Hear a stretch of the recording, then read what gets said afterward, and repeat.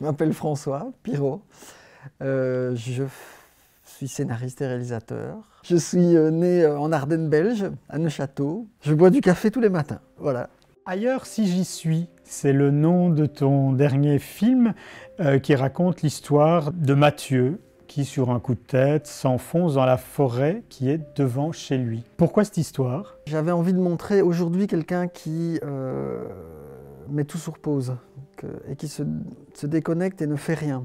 L'origine vraiment très très lointaine du projet, parce qu'il y a eu plusieurs envies, mais un des trucs c'était quand j'ai découvert Henri David Thoreau, le philosophe américain de la fin du 19e, qui a écrit Walden ou la vie dans les bois, où il relate son expérience d'isolement dans une cabane près d'un étang pendant 2 ans. J'avais montré le film en montage à quelqu'un qui avait dit c'est un burn-out poétisé, et ça m'avait plu parce que c'est vrai que plutôt que d'emmener le personnage se reposer 15 jours en hôpital, il va le faire dans la forêt. Pour se reconnecter à soi-même et aux autres, peut-être qu'il faut par moment sortir du train et sortir du bruit, quoi. Par rapport à la tonalité du film, je voulais des acteurs qui puissent être à la fois à l'aise dans un registre plus dramatique et plus comique, où je sentais qu'ils pouvaient s'inscrire dans la tonalité du film qui se situe entre les deux. Dans le film, ils incarnent des choses assez déprimantes finalement. C'est des personnages assez névrosés, déprimés, insatisfaits, qui ont envie de quelque chose mais ils ne savent pas quoi. Les hommes sont assez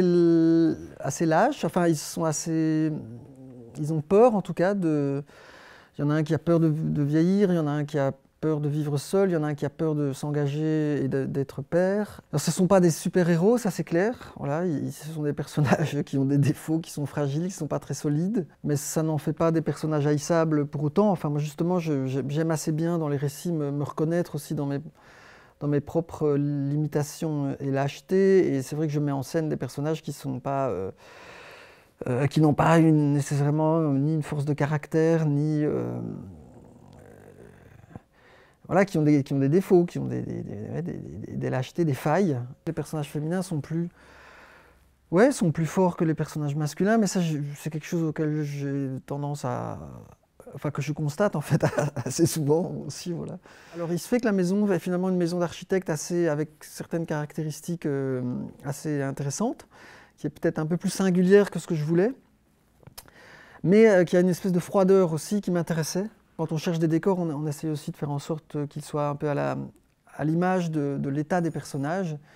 Et on sent cette maison elle est assez froide et assez belle, mais peu investie. Quand je suis devenu papa, je savais que j'allais être ancré encore beaucoup plus géographiquement, parce que c'est ça la paternité aussi, c'est quelque chose qui... Et c'est ce que le personnage de Guesmy, c'est ça aussi, quand il a envie tout à coup de... C'est un truc assez classique quand on attend un enfant et qu'on sait qu'on va devoir rester un peu... qu'inévitablement notre vie va devenir un peu plus casanière et fusionnelle, on a envie de partir faire le tour du monde, quoi. Ça c'est c'est logique. Et moi quand j'attendais ma fille, je me suis dit il va falloir que je trouve une petite cabane à la campagne, quoi. Et donc je me suis trouvé une cabane à la campagne dans laquelle je vais, où il n'y a pas d'eau, pas d'électricité, mais dans laquelle je vais pour justement créer un équilibre. La nudité, c'était quelque chose que je voulais,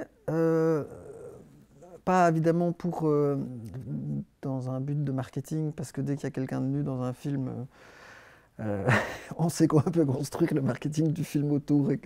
Pas du tout. Je voulais que ce personnage n'ait plus honte. Enfin, c'est un peu le truc d'Adam et Ève en fait. Hein. C'est ça qui se passe, c'est qu'avant d'avoir mangé la pomme, ils n'ont pas honte de leur propre nudité, quoi. Et que ce personnage, quand il est dans la forêt, se comporte très bizarrement. C'est-à-dire, les scènes de la forêt sont pas vraiment traitées de façon réaliste. Se comporte très bizarrement comme un animal qui aurait toujours vécu. J'ai demandé à Jérémy surtout de pas se muscler trop et de se laisser un peu aller, mais c'est difficile de... il l'a pas trop fait, quoi, hein. Il est resté assez fit.